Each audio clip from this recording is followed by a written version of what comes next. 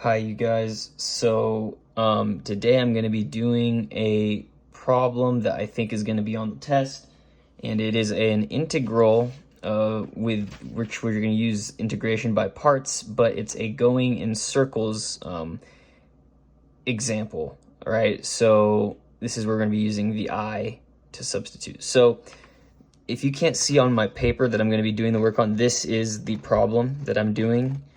Evaluate the integral of e to the 2x cosine squared of x d of x. Okay, so I'm going to be doing that on this piece of paper. So we can rewrite this. As you guys know, there's a trig identity. Cosine squared x equals 1/2 plus 1/2 cosine of 2x, right? And for sine squared of x, it's just a minus. But we're going to be using cosine squared of x right now. So I'm going to start off by rewriting our initial integral, right? Before I'm doing any substitution or integration, we have e to the 2x cosine squared x dx. We can rewrite this as the integral of e to the 2x times 1/2, remember, 1/2 minus 1/2 cosine of 2x dx. All right, and so now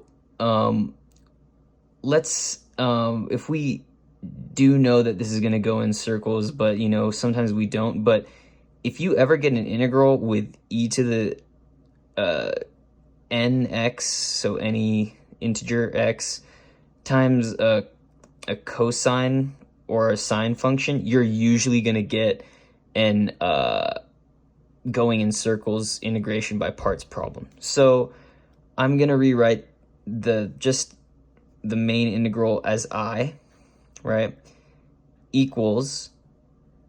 So now what we can do is basically we can multiply this e to the 2x out, and we can write them in separate integrals. So that's what I'm going to do. So I'm going to write this as 1/2 of the integral of e to the 2x, right, because that's one of them, dx, minus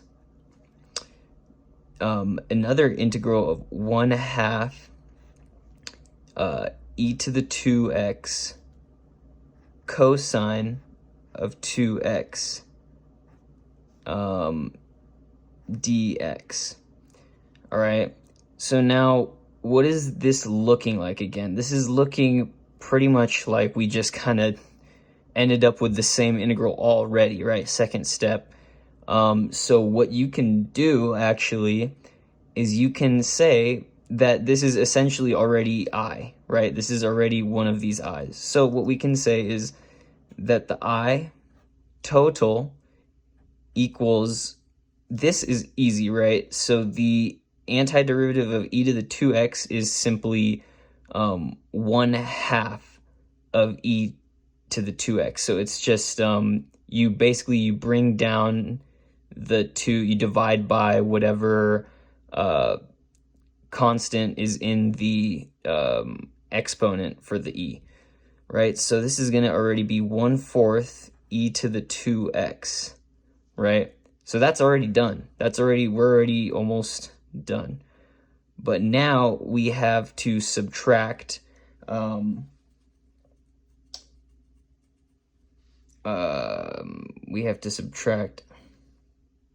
actually, guys, I made a mistake, so I used the sign. So this is actually a plus 1/2, or a half plus a half cosine 2x. So this can actually be a plus. So that means this is going to be a plus. So it's good to watch out for. Remember that just the cosine squared x is going to be 1/2 plus half cosine 2x. So it makes sense because the derivative of sine of x is usually cosine, or negative cosine of x. Or the antiderivative, Antiderivative of sine of x is usually negative cosine of x. So I'm going to rewrite this, continuing on, as I1, right? So I1 is basically this integral, okay? And so now we can focus our efforts, right? Because this is already half of an integral, or half of this integral. Now we can focus our efforts on I1. And so that's what I'm going to do. So I1 equals what? 1/2 of e to the 2x cosine 2x dx. Now, I know for most of these, what I wanted to do first was I wanted to utilize the cosine 2x. You know, if you remember the Liat method, usually it's trig, it comes before exponent, right? That was what the TE would stand for. But in this case, what I'm going to do is I'm going to use the u for the e to the 2x, right? And so you have to remember that when you're taking the antiderivative of e to the 2x, you're dividing, right? So that's what we did right here, right? But when you're taking the derivative of e to the 2x, you're going to be multiplying by the factor in the exponent. So you're going to get 2e to the 2x. That leaves us with, we use dv as cosine of 2x dx. And this is also dx right here. And so our v, remember, this is the same. It's like it's like the yin yang here. When you have when you're taking the antiderivative of cosine 2 to the x, you will be dividing, right? But if you had cosine 2x in this spot and you took the derivative, you'd be multiplying, just like we're doing with the e to 2x. So this is going to be 1/2. And we know that I remember it one way, that the derivative of cosine of x is negative sine of x, right? But so that means the antiderivative of cosine of x is positive sine of x. In this case, it's 2x, right? So we can rewrite this as I to the 1 equals uv, right? So 1/2 e to the 2x sine of 2x minus the integral of v du, right? So what is v du? V du in this case is going to be 2 e to the 2x times 1/2 sine of 2x. And we can put a dx after this, right? And so I'm going to simplify this real quick. You can take that out, right? So you're left with I to the 1 equals 1/2 e to the 2x sine of 2x minus, in brackets, now we have to do the u sub again, right? And so we're left with e to the 2x sine 2x, right? So what we can do now is just do the same thing, but we're going to be changing our dv and v this time. So e to the 2x du equals 2e to the 2x dx. Our dv this time is sine of 2x dx, right? So now we're going to get a negative cosine, because the antiderivative of, if the derivative of cosine x is negative sine x, then the antiderivative of sine x is negative cosine x. So we're just going to get negative 1/2 cosine 2x, right? So now we can say, put this back, right? You're going to get another uv minus v du. So you're going to put minus 1/2 e to the x, e to the 2x, cosine 2x now, minus, again, we're doing a v du now, So that's another negative 2 e to the 2x times, I carried the negative out from the v already, so you don't have to rewrite that. So it's just times 1/2 cosine 2x, and then bring the dx back out from the du. All right, and so these can cancel again, the 2's, right? Okay.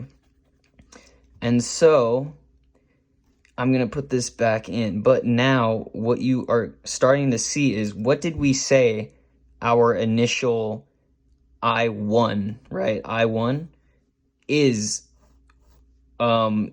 e to the 2x, right? Cosine of 2x, right? We said that that is our I. Okay, I forgot something. So it's supposed to be 1/2 plus 1/2 I1. So disregard that. This is our I1. Okay. So we're already back at it, remember? So I can rewrite this as 1/2 e to the 2x sine of 2x plus 1/2 e to the 2x cosine 2x, plus the antiderivative of e to the 2x cosine of 2x dx. So what can we do now? Now we have I1 on the left side, and we said this is I1, right? So we have another I1. So that gives us 2 I1s. So I'm going to rewrite this without this expression, but I'm going to put it on this side, right? So 2 I1 equals 1/2 e to the 2x sine of 2x plus 1/2 e to the 2x cosine of 2x, right? And now we can add the c, okay?